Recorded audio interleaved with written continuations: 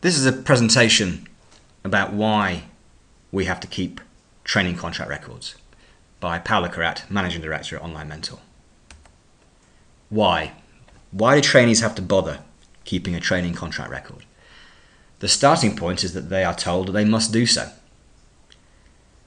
And they're told that by the SRA in the SRA's Training Regulations 2011,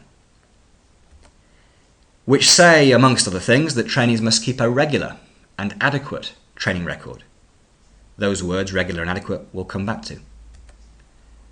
Training principals, for their part, must ensure that this is done. And training records must cross-refer to the SRA's Practice Skills Standards framework, which again we'll come back to.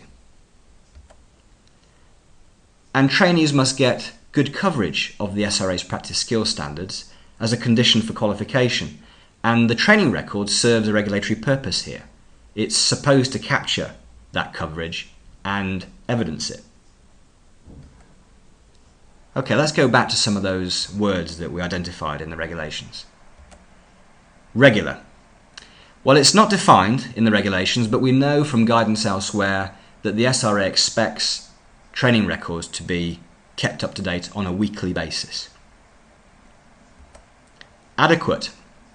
Adequate, again, is not defined, but we know from guidance elsewhere that the core purpose of the training record is to provide an overview of the experiences, skills and learning points that a trainee gathers during their 2-year, typically, training contract. And we also know that adequate has to be understood in connection with the requirement to cross-reference the Practice Skills Standards framework. In other words, a training record that doesn't cross-reference the Practice Skills Standards won't be adequate. Okay, we've mentioned these Practice Skills Standards now a couple of times, so let's quickly go through these. They amount to 90, in fact more than 90, individual skills and competencies across a number of key headings that you would expect a newly qualified solicitor to have at the point of qualification. Things like advocacy and oral presentation skills, time and work management, including case and transaction management, client care and practice support, communication skills, dispute resolution, drafting, interviewing and advising, legal research, and negotiation. So if we put all this together, what we can say is that a training record should capture examples of your experience,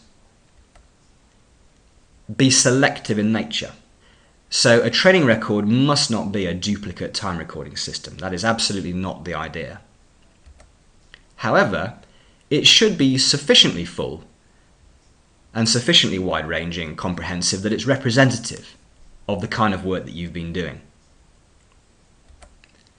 And it should say something about your learning and development and how you might do things better or differently next time.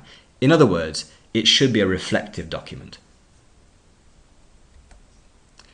If we take a particular example that may or may not be relevant to you during your training contract.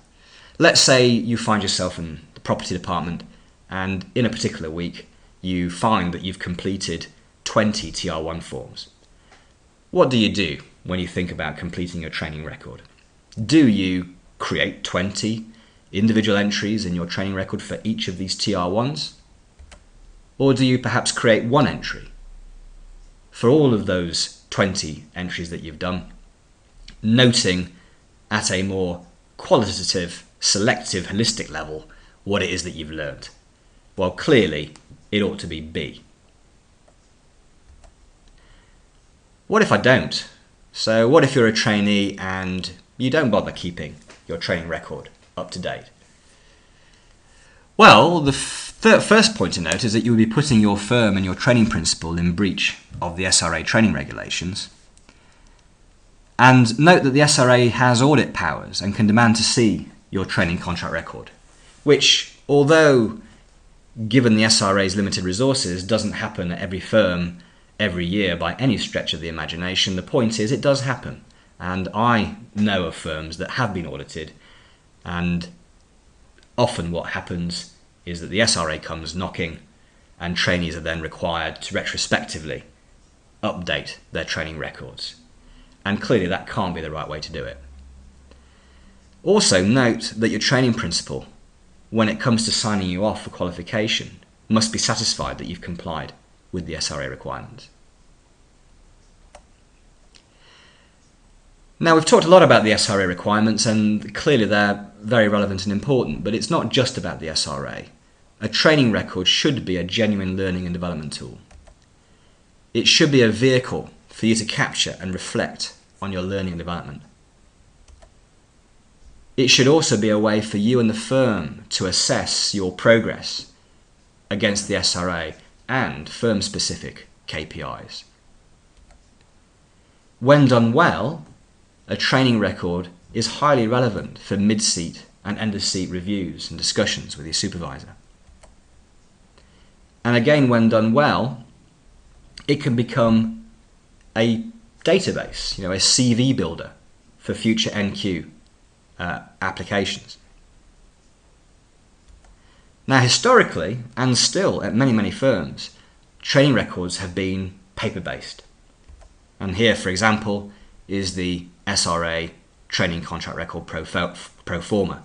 And what you'll see is that the idea is that trainees download this, print it off, or perhaps knock up a Word template with these fields in, and not just describe the work that they've done, but also the skills employed. And you'll notice under the skills employed column that there they are supposed to identify, i.e. cross-reference the skills standards, the SRA practice skills standards.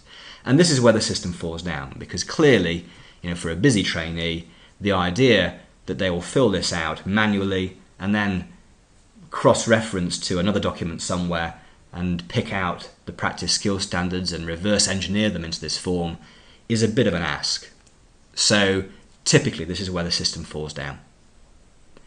But the good news is there is a better, more 21st century approach, which is the online mentor platform.